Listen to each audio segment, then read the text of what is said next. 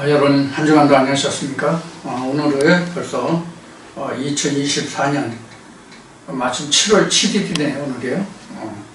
7월 7성날인가 음력이지만 7월 7성날이 음력이지만 오늘 7월 7일입니다. 그렇다고 77절은 아닙니다. 자, 오늘 여러분들 지난주에 여러분들과 나눈 말씀과 같이 창세기 총정리 1, 2, 3장이 사실 다 끝났죠. 그래서 오늘 1, 2, 3장의 전체 개요를 다시 한번 리뷰, 복습을 하면서 창세기 모든 말씀을 마치려고 합니다. 오늘 창세기 1, 2, 3장을 전체 개요를 정리하면서 여러분들 그동안 몇 달 동안 들어오셨던 말씀을 다시 한번 상고해 주시는 그런 시간을 가져보기를 바랍니다. 천지창조라고 하는 것부터 시작했죠. 말씀에서 천지창조의 개요. 그래서 사실은 천지창조가 창세기 1장 1절부터 시작했는데 창세기 2장에서 천지창조의 대략이 이러하니라 말씀에서부터 시작을 했던 것으로 기억을 합니다. 그런데 이제 창세기뿐만 아니라 성경 전체를 풀어놓은 말씀이 사실은 창세기 1장 1절 2절 두 개 절이에요. 사실은 그 중에서도 어떤 상태로 하나님이 일을 하셨는가, 또 어떻게 일하고 계신가 하는 것은 창세기 1장 그 2절의 말씀을 전부 전개해 놓은 거예요. 그러니까 하나님의 신과 땅의 관계가 어떠하다라고 정리한 것이 창세기 1장 2절의 말씀이죠. 그래서 하나님의 신과 땅과의 관계를 풀어놓은 것이 바로 성경 전체인데 그 전체 개요 중에서 가장 핵심적인 것이 2장 3장이에요. 사실은. 그래서 1장에서 창세기 1장 2절의 그 개요를 여섯째 날이라는 개념으로 이것을 풀어놓고 그 다음에 창세기 2장과 3장에서 일곱째 날을 마무리하는 그런 과정으로 창세기 1, 2, 3장이 기록이 되어 있다. 이렇게 보시면 되겠습니다. 그래서 창세기 1장 1절에 우리는 하나님의 태초에 천지를 창조했다고 이제 우리 그렇게 알고 있는데, 사실 이거를 따져보면은 신학에서 말하는 2분설이냐 3분설이냐 하는 것을 창세기 1장 1절에서 우리는 나눠볼 수 있다 하는 겁니다. 그래서 창세기 1장 1절에 보면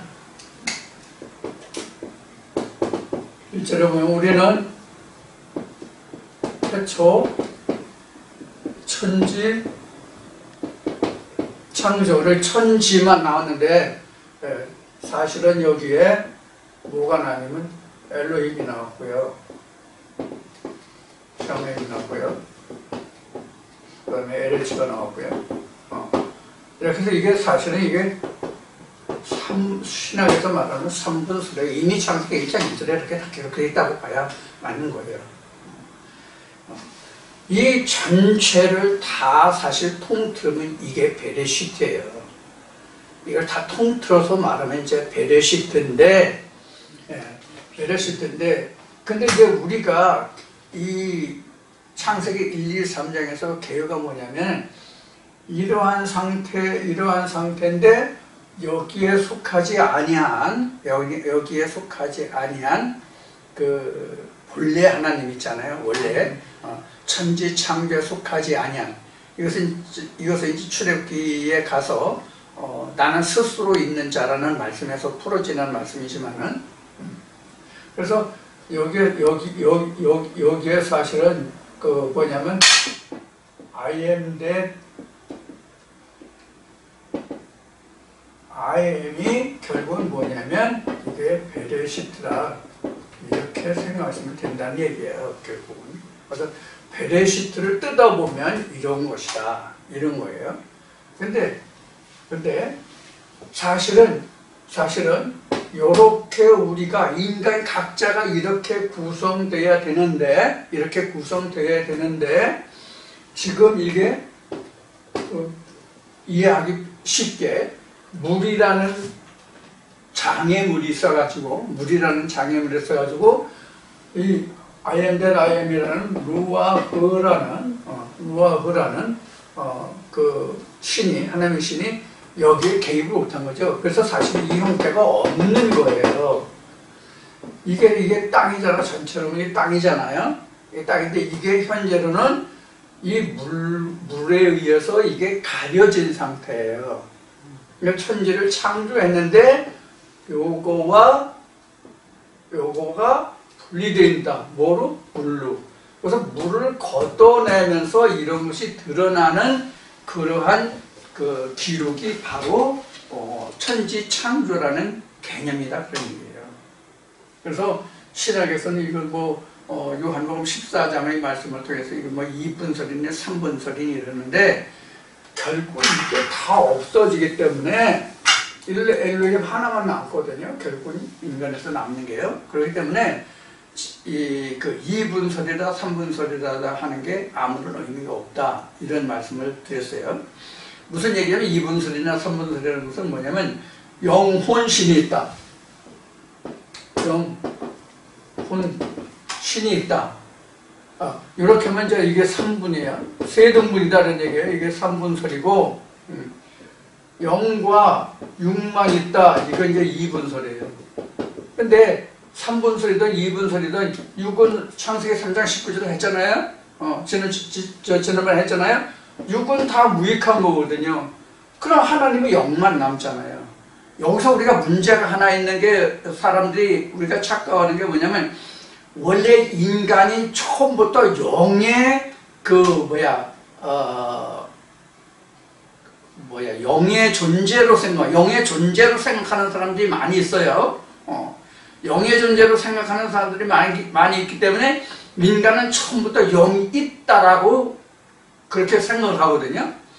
그럼 사람이 처음부터 영이 있다고 한다면은 어떤 문제가 생기는지를 우리가 창세기 1장, 2장, 3장에서 한번 보자고요. 창세기 2장에서 하나님이 신을 불어넣을 필요가 없단 말이에요. 창세기 2장 7절에서 우리가 영의 존재라면 영의 존재라면 우리가 그 하나님의 신을 불어넣음을 받을 필요가 없다고. 하나님의 신을 불어넣음을 받을 필요가 없고 그 창세기 2장에서 생기를 불어넣음을 받은 자를 위해서 살아가는 에덴 동산이라는 게 있잖아요. 그럼 에덴 동산이 게 가든 오브 에덴 동산이라는 것이 처음부터 설정이 된다고. 생기가 들어가기 전에 모든 사람이 영의 존재라고 한다면은 이런 관계를 우리가 이제 좀 생각해 볼 수 있어야 돼요. 우리가 이제 이런 것들이 그러니까 그 성경의 전체의 그概요를 확실하게 알지 못하기 때문에 우리가 이런 부분이 이제 오해하는 거죠. 사람의 생각으로 오해하는 거죠. 성경은 이제 그렇지 않은데. 그래서 우리가 창세기 1장에서 가장 중요하게 생각할 것은 창세기 1장 1절이 어떤 모양이다. 지금 얘기한 2분설, 3분설 이거를 우리는 우리가 생각을 해볼 필요가 있고, 이 창세기 1장 1절에 그 천지 창조를 했다라고 하지만 엘로힘 샤마인 그 에레츠 이것이 결국은 이게 출애굽할 때 하나님이 모세를 통해서 애굽 광야 가나안이라는 것을 이것을 보여주셨단 말이에요. 이것을 오늘날 이제 각 개인으로 보면 영혼신이란 말이에요. 이게. 그런 것을 이제 우리가 창세기 1장 1절에서 볼 수 있고, 그 다음에 창세기 1장 2절 지금 얘기했죠. 묵동물에서 지금 그림에서 얘기했죠. 그래서 이 물이라는 것 때문에 하나님과 땅, 인간이 가려져 있단 말이에요. 그러니까 우리가 성경에 보면은 모세 때 하나님이 모세에게 돌판을 주고 돌판을 보관하는 법궤를 만들고, 법궤는 하나님의 상징이고, 그래서 법궤를 조각목으로 만들어서 금을 씌워가지고 지성소에 뒀잖아요. 지성소에 두고 성소에 가서 지성소의 말씀을 받아서 저희 백성들에게 이제 전하는 이제 이런 모습이죠. 이것이 우리가 창세기 1장 1절에서 보여준 것이고, 그것이 하나님이 모세를 통해서 너희는 성막을 이렇게 져라 라고 보여주신 그 모습이란 말이에요. 자, 그러면 하나님이 우리에게 말씀을 주셔야만 이런 관계가, 즉 성막이라는 그 새 등분이 만들어지잖아요. 말씀이 있기 전에는 그게 없잖아요. 그런 과정을 설명한 것이 창세기 1, 2, 3장이다라고 이미 말씀을 드렸어요. 자, 그래서 창세기 1장 2절에서는 방금 전에 말씀드렸듯이 하나님과 인간과의 관계가 무엇으로 인해서 막혀져 있다. 이것을 창세기 1장 2절에서 설명하고 있는 것인데, 그래서 그 물을 걷어내는 작업, 물을 걷어내고 물을 갈라내고 분류하는 작업이 창세기 1장에서 기록하는 거예요. 창세기 1장에서 6째 날까지가 물의 분류 작업이에요. 물론 전부 다 물의 분류 작업이니까 분류 작업이지만, 하나님의 말씀이 에레미야 2장이나 17장에서 말씀하는 바와 같이 하나님의 말씀이 물이거든요. 그 물이라는 것이 바로 창세기 1장 2절을 인해서 그 물이라는 것이 나온 거예요. 물을 분류해야만. 그럼 우리는 그 둘째 날에 윗물, 궁창, 아랫물 이렇게 되지만, 그 실제 위에 그 윗물이라고 하는 것이 다 물이잖아요. 물을 나누어서 어떤 물 이렇게 이제 나눴단 말이에요. 그것을 생각하시면 돼요. 그래서 셋째 날에 땅이 드러나라 해서 땅이 드러났다 하는 것도 사실 물이에요. 그게 다. 땅도 물이라고. 땅도 물이라는 의미는 어떤 것이냐면 세상에 속한 물. 윗물은 하나님께 고유적으로 고유한 그 물. 그 다음에 하나님의 에덴 동산에서 흘러나온 물이 성소의 물. 이렇게 된단 말이에요. 자, 그것이 이제 우리 창세기 1장 2절에서 무엇을 말하고 있는지 이렇게 이제 볼 수 있고, 그래서 하나님의 신이 수면에 운행했다는 것은 하나님의 신이 물 가운데 있다는 얘기예요. 즉 하나님의 말씀이 물이니까 물 가운데 있는 거예요. 그러니까 물 속에서 하나님의 말씀, 세상의 말씀 이렇게 나누는 거예요. 자, 그래서 이제 창세기 2장에서 이제 그 에덴 동산에 이제 동산의 근원이 사대강이 있다는 것도 바로 물이 세상의 모든 문물이 하나님으로부터 나왔다는 얘기예요. 모든 지식이 하나님으로부터 인했다 그런 얘기예요. 그래서 창세기 1장 2절까지 지금 말씀을 드린 거고요. 그래서 첫날에는 이제 빛의 창조가 되고, 둘째 날은 물을 나눠서 지금 말씀드린 게 인물, 그 다음에 궁창, 그 다음에 그 아랫물 이렇게 되죠. 그 다음에 이제 셋째 물이 아랫물을 나눠서 아랫물을 이제 윗물과 궁창을 있고 아랫물을 나누다 보니까 거기에 땅이 드러나고 바다가 나오고 그래, 그죠? 그래서 4등분이 되죠. 그것이 이제 셋째 날의 창조고요.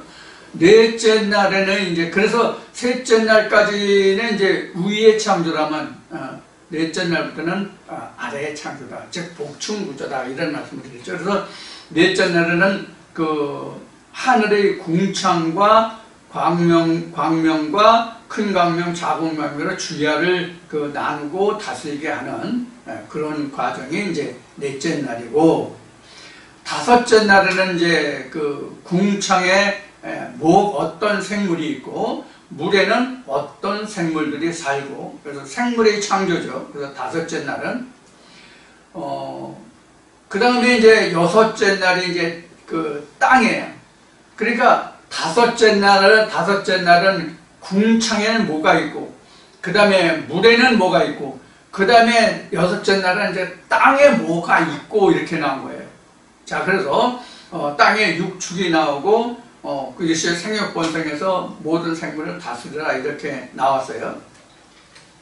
자, 여기에서 우리가 창세기 1장에서 우리가 그 관념이 아니라 관심을 두고 우리가 볼 것은 뭐냐면, 그 창세기 1장 셋째 날에서 보면은 모든 그 씨 맺는 채소와 열매, 그 다음에 이제 이런 것들이 사람들에게 식물로 주는 그런 과정인데, 씨 맺는 채소와 열매 이런 것을 이제 식물로 주는 게 나오죠.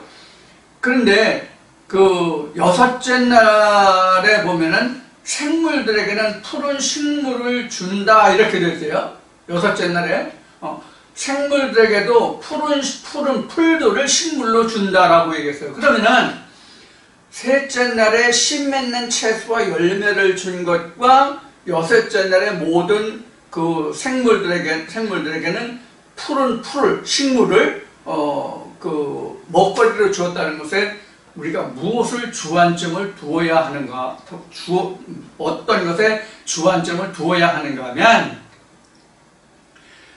하나님의 백성들에게는 씨 맺는 채소와 열매가 먹거리가 되고, 그렇지 않은 자들에게는 열매가 없는 채소가 먹거리가 된다는 이런 의미가 함유되어 있어요. 이거를 우리가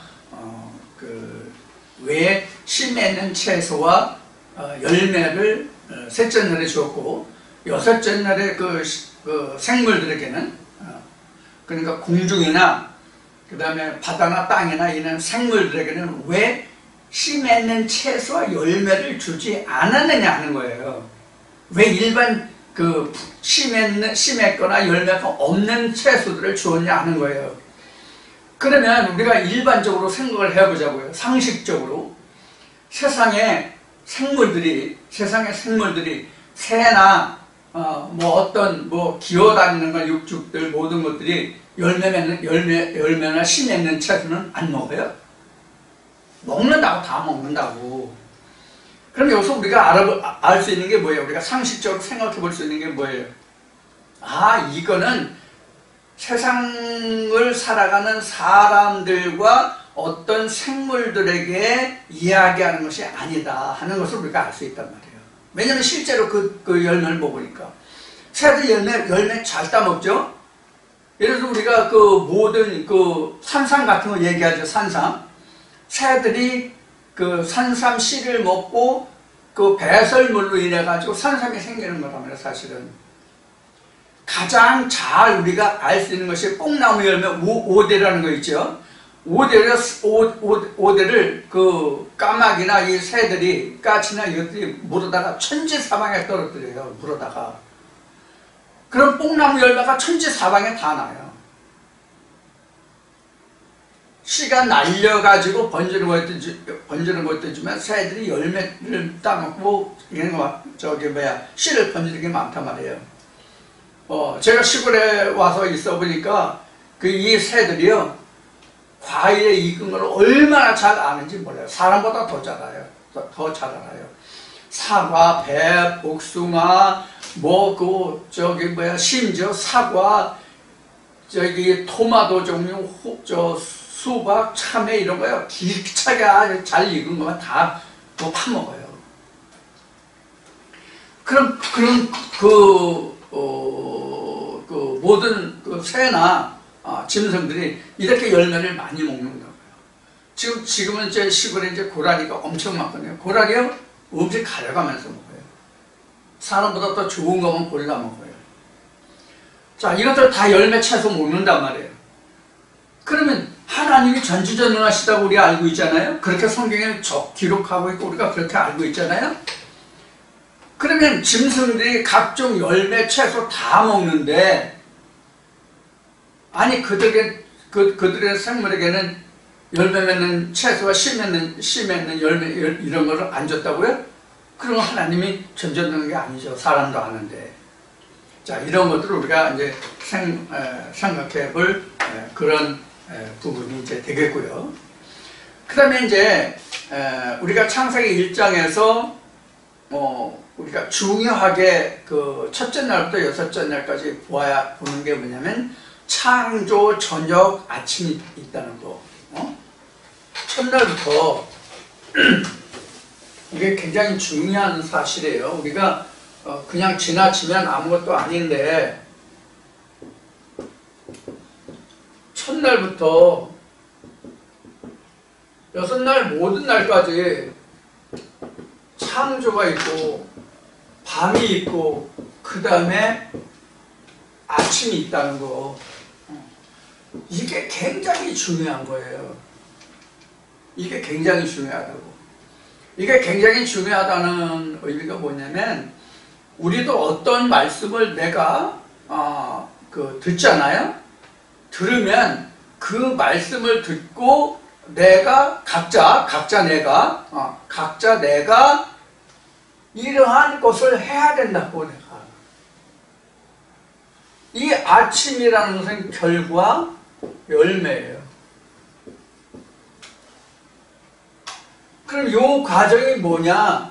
우리가 그동안 교회 다닐 때 또 성경 말씀에 그것이 있지만, 행함이 없는 그 믿음은 다 소용없는 것으로 이제 설명하고 있잖아요. 행함이 없는 그 믿음은 축풍낙엽이지 뭐, 결국 없으니까. 예? 그래서 행함이 없는 믿음은 이게 다 헛것이란 말이에요. 그러면 내가 말씀을 듣고 이러한 과정이 일이요 창조예요. 각자에게 있어서는 이게 창조하고 저녁이 되고 아침이 되는 이게 일이고 창조라고. 육신으로 어떤 그 행함을 말하는 것이 아니라 내 안에서 말씀이 역사돼서 그 결과물을 보는 거가 이제 우리는 행함이고 그것이 산 거라고. 그래서 행함이 없는 믿음은 그래서 죽은 거예요. 죽은 거라는 얘기는 아침이 없다는 얘기예요. 이 아침이라는 것은 다음 날이잖아요. 그렇잖아요? 아침이라는 건 다른 날이잖아. 어제가 아니잖아. 오늘이라고. 오늘. 아침이 됐다는 것은 오늘이라고. 내가 말씀을 들으면 어제야. 항상 말씀을 듣고 오늘이 없으면 그건 어제라고. 어제라는 것은 무엇을 뜻하냐면 죽은 거다 그런 얘기예요. 내 것이 안 됐다는 얘기예요. 말씀이 아직 내게 와서 깨달아져서 그것이 내 것이 안 됐다는 얘기예요. 내 토지 소산이 안 됐다는 뜻이란 말이에요. 그래서 우리는 요것이 중요하다고. 자, 그러면 이제 2장, 3장 이제 연결해서 계속 할 건데, 그럼 이 아침이 있으면 이것이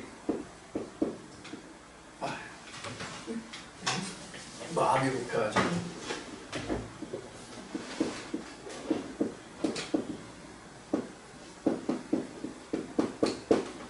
이것이 7날의 시작이에요. 아침이 된 것이 여섯째 날까지의 아침이 7째 날의 시작이라는 얘기예요. 7째 날의 시작이라는 것은 뭐냐면 우리가 예배로 보면 지성소에 올려지는 말씀이 되는 거예요. 지성소에 올려지는 말씀. 요한계시록으로 보면 그 단에서 단에 그 향단에다가 성도들의 기도를 담아서 하나님께 올리는 거 있잖아요. 이게 7째 날의 일이란 말이에요. 이게 예배고 모심이고 하나님과 내가 하나 되는 시간이라고. 그러니까 모든 말씀을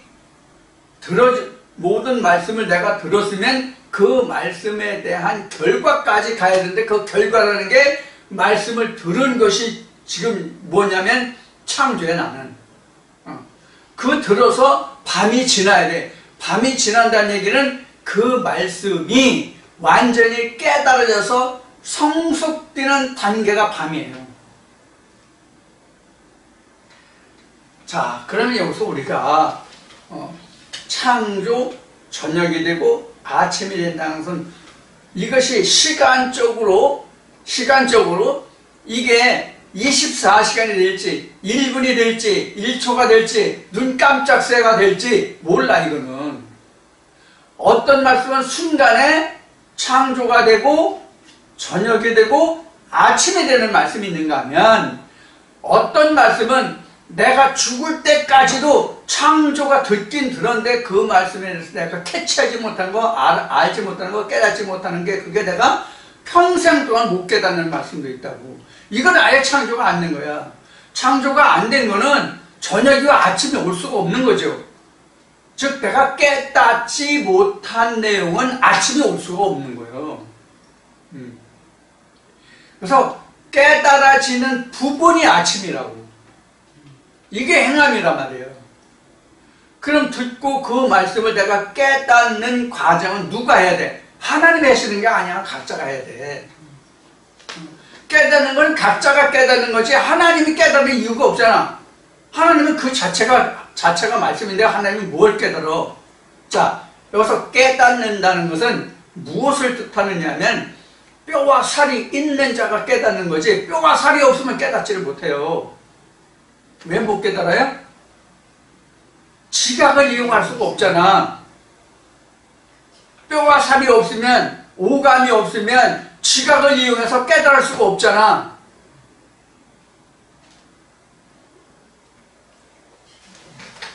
무슨 뜻인지 이해가 되시죠? 자, 그래서 그 하나님의 백성들에게는 위의 창조, 영에 속한 자들은 씨 맺는 채소와 열매를 먹게 돼 있는 거고, 그렇지 못한 그런 것을 못 먹는 자들은 다 씨의 열매 없는 거 먹는 거예요. 그러니까 하나님의 씨를 낳을 수가 없는 거지. 아침에 올 수가 없는 거지. 아들을 볼 수가 없는 거지. 그런 의미가 들어있단 말이에요. 저녁이 되면 아침이 된다는 얘기는 그런 의미가 들어있다. 이것을 우리가 여러분들 왜 저녁이 되면 아침이 되는데 왜 그거를 항상 몇째 날 전에 저녁이 되면 아침이 되니까 나오냐. 하나님이 일하시고 저녁이 되고 아침이 됐잖아요. 여섯째 날까지. 그래서 여섯째 날까지 아침이 있어야 일곱째 날 내가 하나님께 나아가는 일이 있을 수 있단 말이에요. 무조건 여섯째 날까지 돼야만 일곱째 날 그 결과물을, 여섯째 날의 결과물을 가지고 내가 일곱째 날에 창조를 할 수 있다고. 내가 하나님같이 되어서 내가 하나님의 그 사람으로 지어지는 일을 내가 할 수 있다고 그때 그 말씀으로. 그러니까 결국 하나님 말씀이 하시는 거지.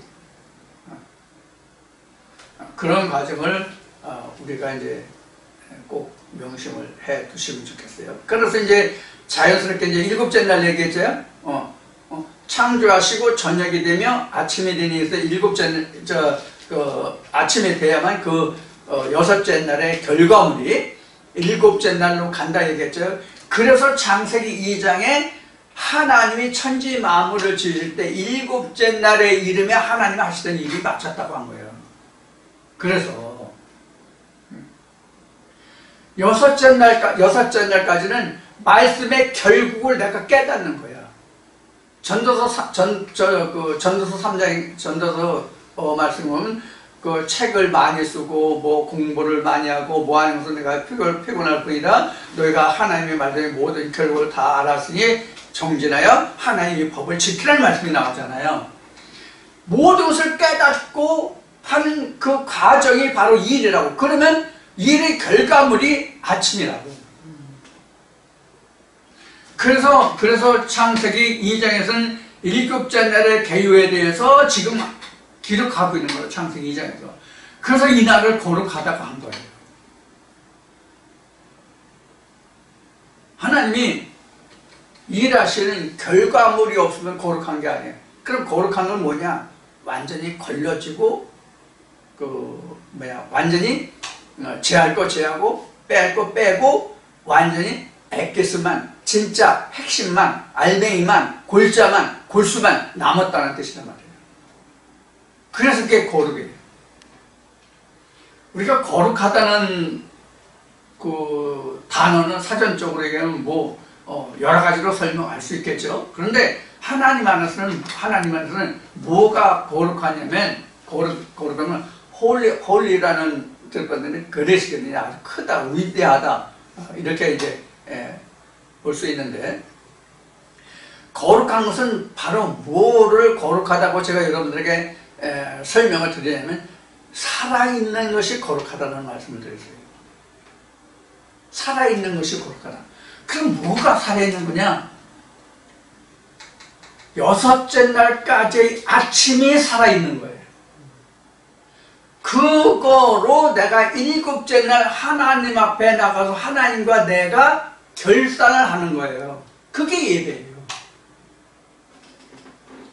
그래서 여섯째 날이 맞춰져야만 우리가 모세를 통해서 이스라엘 백성들이 애굽에서 그 요단강을 건너서 여리고 평야에 가서 마지막 유월절을 치르고 볶음 곡식을 먹고 여리고성을 일곱 날 돌고 여리고성을 함락시킨 다음에 가나안 본토에 들어가잖아요.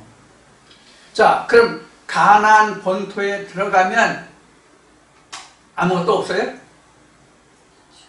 그냥 그 빈 땅에? 아니잖아요. 우리가 창세기에서 그 하나님이 아브라함에게 말씀하신 것이 더 크고 강한 족속, 열족속잖아요. 히브족속, 여부족속, 기드가스족속 뭐 해가지고 엄청 있잖아. 그 자들이. 그 자들과 싸워야 된다고. 그 자들을 평정시켜야만 내가 가나안 땅을 정복해서 하나님 나라로 만들 수가 있어.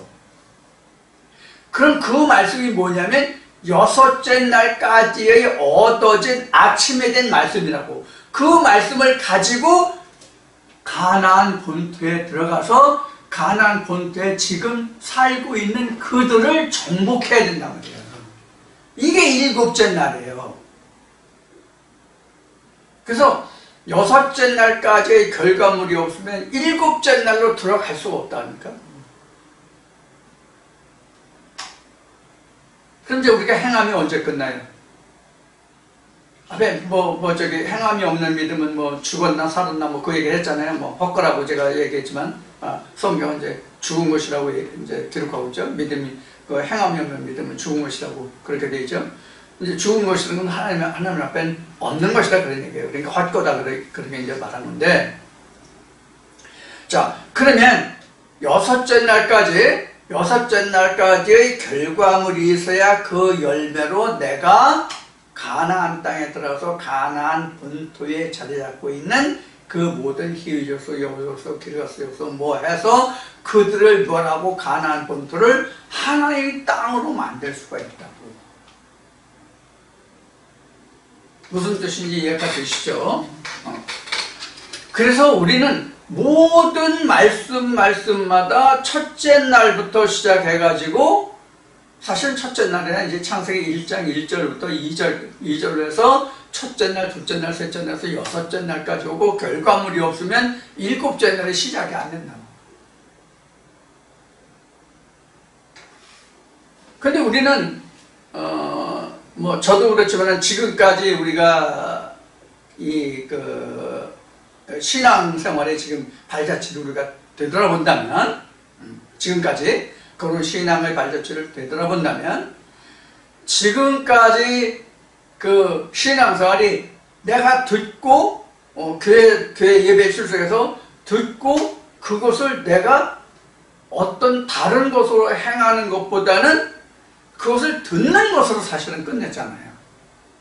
단에서 흘러나오는 말씀을, 단에서 전해지는 말씀을 그냥 우리가 들었다는 것으로 만족하고, 행함이라는 것은 육신적으로 보이는 것으로 행하는 것은 행했지만은 그 단에서 흘러나오는 말씀을 통해서 그 결과로서 내가 그 말씀에 어떤 행위를 하고자 했던 것, 말씀을 그러니까 행위라기보다는 성취, 말씀의 성취, 그 말씀의 성취를 위해서 한 것이 없었단 말이에요. 언제까지? 이러한 말씀으로 우리가 배우고 이 말씀으로 내가 접하기 전까지는. 이렇게 우리가 신앙생활을 해왔기 때문에 지금까지도 그러한 습성이 우리에게 남아서, 우리가 그런 습성이 우리에게 아직도 습관이라고 그럴까? 그것이 몸에 배었다고 그럴까? 몸에 배인 것이 이제 습관이지만은, 그래서 듣는 것으로, 이런 말씀을 들어서, 그래, 말씀이 이래야지, 그게 그래야지, 이렇게 말씀 풀어줘야지, 말씀이 이렇게 해석돼야지, 이렇게 듣고 그것으로 끝나면 나는 뭐가 없는 거예요? 여섯째 날까지의 아침이 없단 말이야. 여섯째 날까지 아침이 없다고. 여섯째 날까지 아침이 없다는 것은 성경 지금 창세기 1장, 2장, 3장으로 그러면 지금 어디에 지금 속해 있냐면 창세기 1장 2절에 머물러 있는 거예요. 아직 빛으로 시작도 안 했다고. 여섯째 날까지 아침이 없는 말씀은, 깨달아서 결코 없는 말씀은 아직 창세기 1장 2절에 머물러 있다고. 무슨 얘기냐면 하나님은 하나님이고 나는 나로 있는 거란 말이에요. 그 말씀이 아직 내 거가 안 됐다고. 그 말씀으로 내가 가나안을 침노하고 가나안 본토에 있는 모든 하나님이 패하라고 싸워서 그들을 패하라고 한 그 족속들을 패할 수가 없다고. 그들과 싸울 무기가 없단 말이에요, 말씀이. 여섯째 날의 결과물이 없으면, 아침이 없으면. 그래서 여섯째 날에 아침이 없다는 것은 어디에 해당한다고요? 창세기 1장 2절에 머무르는 거다 그런 얘기예요, 결국은. 그래서 모든 말씀이 창세기 1장에서 첫째 날에서 여섯째 날까지 다 와야 된다니까. 그 말씀이 있어야 일곱째 날에 그 가나안 창조가 된다고. 그래서 창세기 창세기 1장 2절이란다. 이 창세기 2장 7절에서 생기를 불어넣은 자에게 하나님이 에덴을 만들어주고 거기 에덴에 넣잖아요. 생기가 들어간 아담을. 그럼 생기가 들어간 아담이 들어가는 것으로 천지창조가 끝나요? 배필이 있어야 되고 배필을 통해서 아들이 있어야 되잖아요.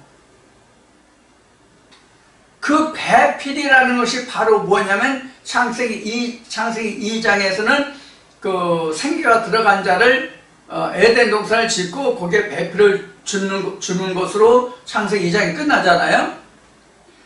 이 배필을 주었다는 것이 사실은 어디로 연결이 되냐면 여섯째 날 아침으로 이게 연결이 돼야 되는 거예요. 그 하와가 없으면 아담과 하와가 에덴을 건설하지 못한다고. 사실 따지면요, 여기서 결과적으로 말하면 에덴 동산은 뭐가 에덴 동산이냐면요, 하와가 에덴 동산이에요. 하와가 에덴 동산이고 아담이 하와를 다스려서, 즉 이씨가 이샤를 다스려서 아들이 있으면 이것이 온전한 에덴이에요. 그 아들이 에덴의 주인이라고. 이씨와 이샤가 에덴의 주인이 아니라 이씨와 이샤의 소생인 아들이 에덴의 소유자라고. 이걸 이해할 수 있을지 모르겠네요.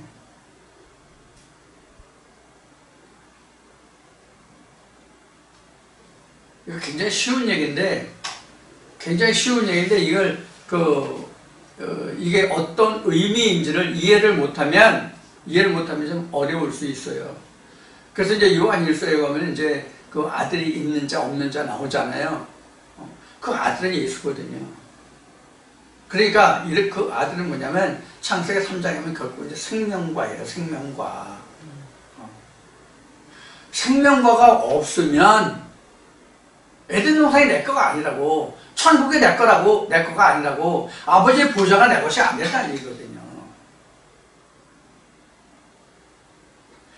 그래서 창세기 1장에서 설명하고 있는 것이 모든 말씀이 여섯째 날 아침에 되어야 그 말씀이 곧 뭐가 된다고요?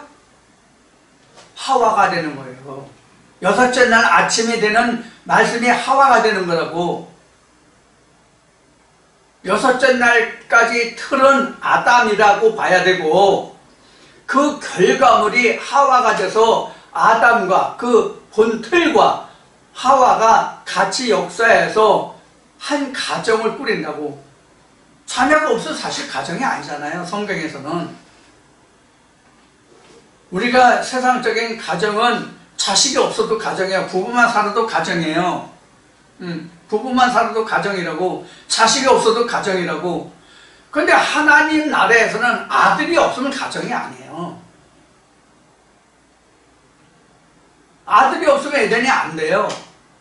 아들이 없으면 하나님 보좌가 안 돼요. 이런 의미를 우리가 그 여섯째 날이라는 이 의미가 무엇인지를 통해서 우리가 이렇게 좀 진취적으로 하나님의 말씀을 좀 더 전진해서 생각을 해야 되는 이제 그런 말씀이 드는 거거든요. 그래서 이제 2장부터는 하나님이 일곱째 날에 안식하시고 그날을 거룩하게 하고 이렇게 이제 시작이 되는 거예요. 근데 우리가 창세기 1장 마칠 때도 그 얘기를 이제 언급한 것으로 기억이 되는데, 우리가 신학적으로는 창세기 1장이 벌써 일곱째 날까지 다 끝난 걸로 알고 있다고. 근데 분명히 창세기 1장에서 여섯째 날 아침이지 일곱째 날에 언급이 없잖아요. 일곱째 날 언급은 창세기 2장에 있잖아요. 그래서 창세기 2장에서 하나님이 일곱째 날이 어떻게 됐다는 설명을 하고 있는 거예요. 그 과정이 끝나야 일곱째 날이 이른 거거든요. 뭐 첫째, 경작할 사람이 없죠. 그래서 비 안 왔죠. 그러니까 땅에 솟아 비 안 와, 경작할 사람 없고 땅에 비가 안 내렸고, 그럼 땅에 경작할 사람도 없고 비도 안 왔으면 경작을 안 했으니까 신고 갖고 와서 열매가 나와요, 안 나와요? 안 나오잖아요. 그러면 하나님께 드릴 예물이 있어요, 없어요? 없잖아요. 그래서 여섯째 날 아침이 된 것이 일곱째 날 첫 시작의 씨를 뿌리는 작업이에요. 근데 이게 없기 때문에 이렇게 여섯째 날 아침이 됐어도 지금 일곱째 날에서 이것을 경작할 사람이 없다는 것은 씨 뿌릴 자가 없다는 거예요. 즉 창세기 2장에서 아담과 아담이 아니지, 아담, 이시야 이렇게 셋을 봐야지. 그 셋이 있지만 창세기 2장에서 이 세 사람이 있는데도 불구하고 경작할 사람이 없다고 그랬다고. 자, 그러면 결과적으로 2장 7절로 생기를 넣어가지고 에덴을 넣었으면은 최소한 누가 있어요? 아담하고 이신이 있잖아. 그렇죠? 아담하고 이신이 있는데 왜 경작할 사람이 없어요? 아담하고 이시가 경작하면 되잖아. 근데 경작했어요, 못했어요? 못했잖아요. 누가 있어야 경작이 돼요? 하와가 있어야 경작이 되는 거예요. 그럼 하와가 있어야 경작이 된다는 얘기는 모든 산자의 어미가 있어야 되는, 즉 생산을 할 수 있는 것이 경작이에요. 생산을 할 수 있는 것이 경작이라고. 그렇잖아요. 경작이라는 것은 어떤 씨를 뿌리고 갖고 와서 열매를 맺는 것이 경작이잖아요. 열매를 맺는 게 경작인데, 이것을 씨를 가지고 에덴을 갈아엎어서 땅을 경작해서 경작해서 씨를 열매를 얻을 수 있는 사람이 없으면 경작할 수 없는 거잖아요. 그것이 창세기 2장에서 지금 개요로 지금 하나님이 기억하고 있단 말이에요. 자, 그래서 창세기 2장을 이제 보면은, 그래서 창세기 2장 1절부터 3절까지는 이제 일곱째 날의 개요가 들어있고, 그래서 일곱째 날에서 처음 이제 언급이 그 창세기 2장에서 되는 거예요. 처음부터 창세기 1장에서 일곱째 날에 했다면 1장에서 언급이 돼야 맞죠. 근데 창세기 2장에서 일곱째 날을 언급하고 있단 말이에요. 그래서 이제 2장 1절부터 3절까지는 이제 일곱째 날의 계류에 대해서 설명하고 있고, 4절부터 6절까지는 땅의 상태, 땅이 없다. 비가 없었고, 경작할 사람도 없고, 안개만 있고, 식물이 없었다. 당연히 심는 자가 없고, 경작할 사람이 없으니까 식물이 없죠. 식물이 없다는 것은 양식이 없다는 얘기죠. 자, 그래서 이제 이 경작할 사람을 위해서 창세기 2장 7절에서 무엇을 하냐면 하나님이 생계를 불어넣는 거예요. 그 생기를 불어넣었다는 것이 앞에서도 말씀드렸듯이 이 생기를 불어넣었다는 것이 뭐냐면 창세기 1장에서 여섯째 날 아침의 열매가 아침의 결과가 생기가 되는 거다 그 얘기예요. 자, 그래서 생기 열매를 이제 생기가 되기 때문에 아직 심고 가꾸지 못했죠. 이제 생기가 생긴 거니까. 생겨돼서 열매가 나와야 그것이 이제 열매가 되고 그게 먹거리가 되잖아요. 자, 이래서 이제 에덴의 형질이 어떻다, 에덴의 형질이 어떻다 하는 것이 4대강의 근원으로 나오죠. 에덴의 형질이 어떻다 하는 것이 4대강으로 나오는데, 이 4대강에서 우리가 비손강, 기혼강, 히데겔, 유브라데 이렇게 나오는데, 이것이 사실 뭐로 볼 수 있냐면 종교 종파라고 그럴까? 이런 것들이에요. 근데 여기 지금 창세기 2장에서 설명하고 있는 것 같이 금이 나오는 것이 한 군데뿐이 없잖아요.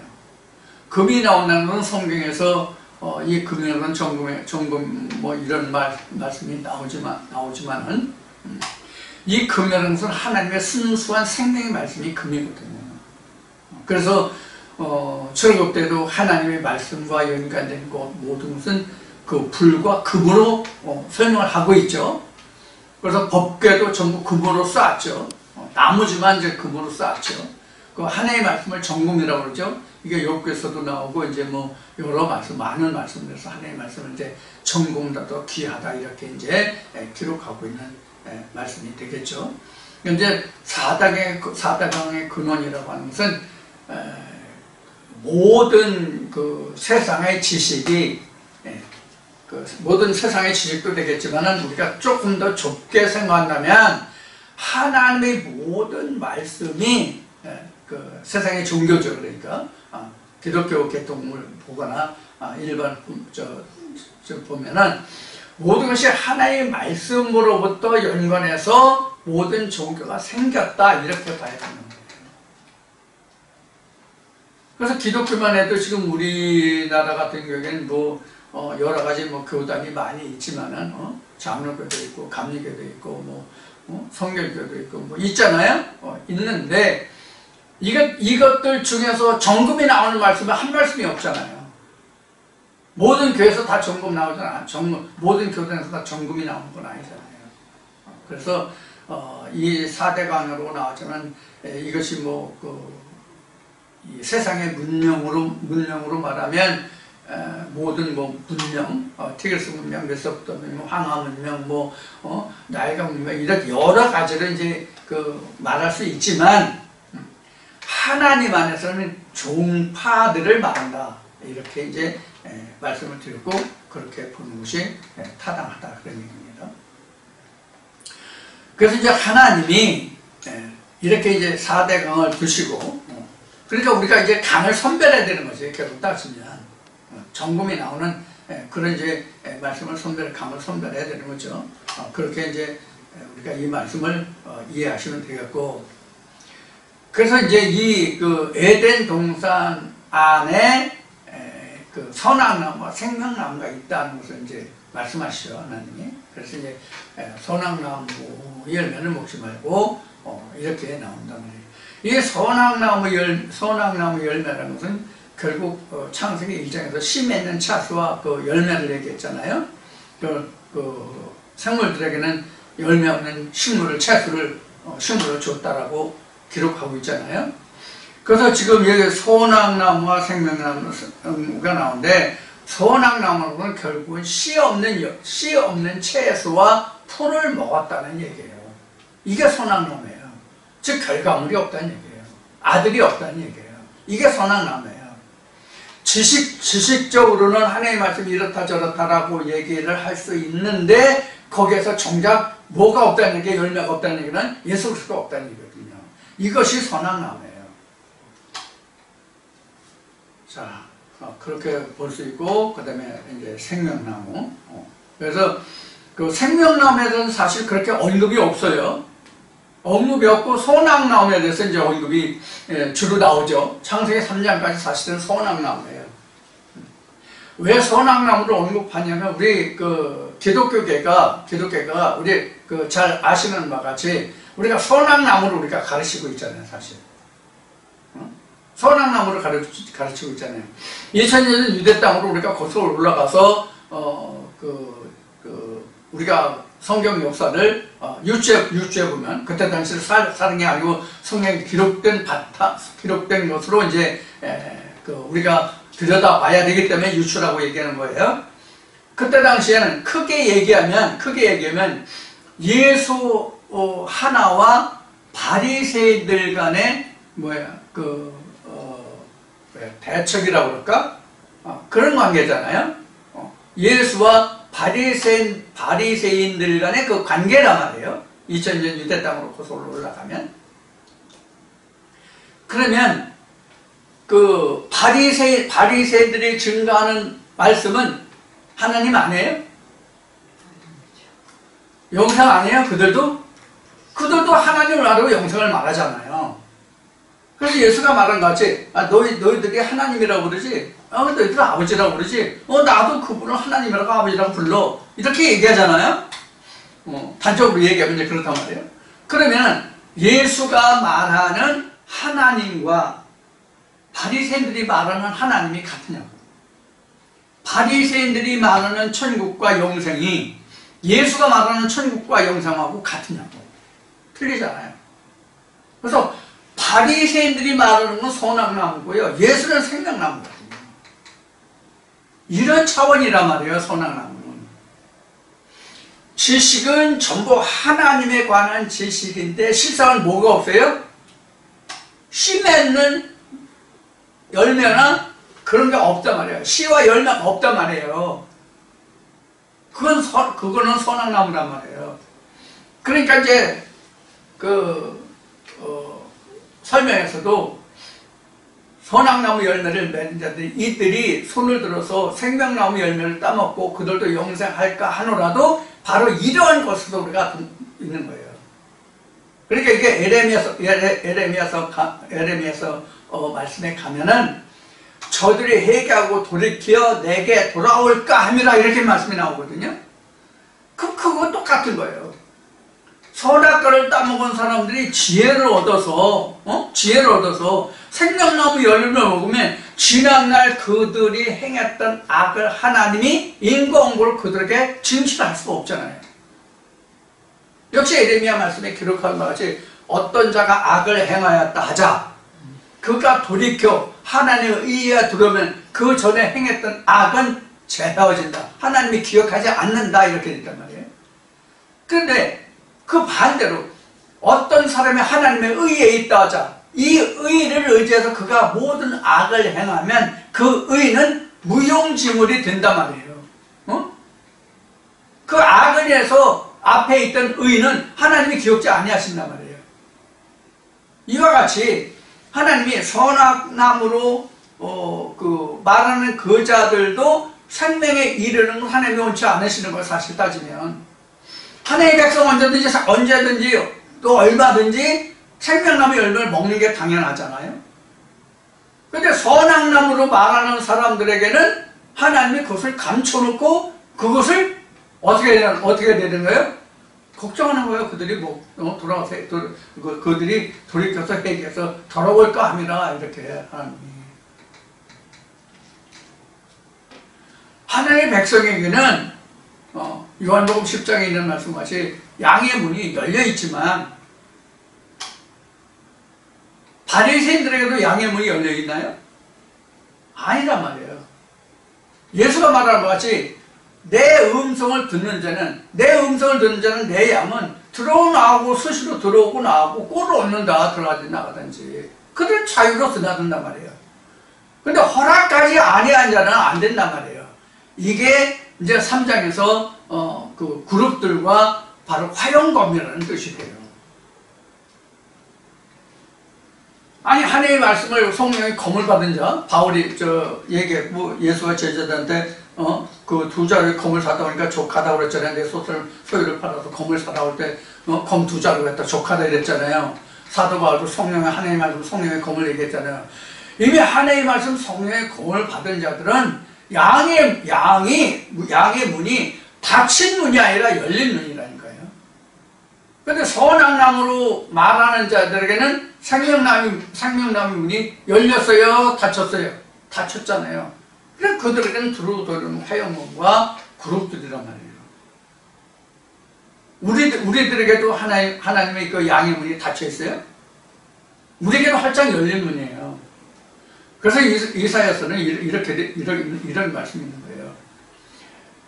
하나님을 알지 못하는 자들은 하나님의 징조를 두려워하거니와 너희는 두려워하지 말라, 이렇게 돼 있잖아요. 하나님의 생명나무 열매를 먹는 자는 하나님의 말씀이 하나님의 징조가 왜 두려우냐고. 하나님의 백성들은 그것이 생명이 되고 은혜가 되는데, 근데 하나님을 알지 못하는 자들은 하나님은 두려우신 분이라, 뭐 엄한 분이라, 그런 분, 뭐 너희는 어쩌고 뭐 이렇게 얘기하잖아요. 우리 교회 다닐 때 그 얘기 많이 들었잖아요. 그런 거와 똑같단 말이에요. 자, 그래서 선악나무와 생명나무라는 것은 자연스럽게 이제 창세기 3장과 연결해서 이제 우리 3장까지 다 끝났으니까 이렇게 이제 연관해서 1장부터 3장까지 연관해서 전체 성경 전체를 막내서 말씀드릴 수가 있는 거예요. 자, 이제 시간이 오래됐기 때문에 좀 지루할 테니까 여기서 마치고 잠시 쉬었다가 나머지 부분을 다시 시작하겠습니다. 감사합니다.